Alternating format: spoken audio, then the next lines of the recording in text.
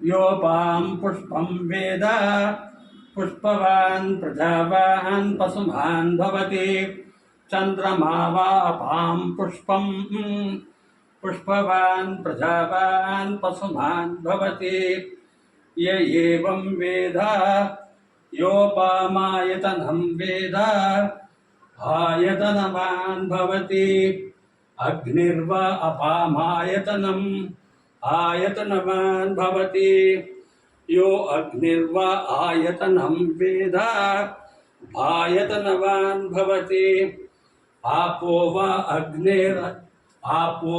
अग्निर्वा आयतनम् आयतनवान् भवति இது மன்சூர் புஷ்பம் ஆசீர்வாதம். இது வைகாசி மாதம் 1ஆம் தேதி சித்திர மாதம் 1ஆம் தேதி வருஷ பருப்புக்கு என்ன பெருமையோ அதோட பெருமை ஜாஸ்தி. இன்னைக்கு வைகாசி 1ஆம் தேதி.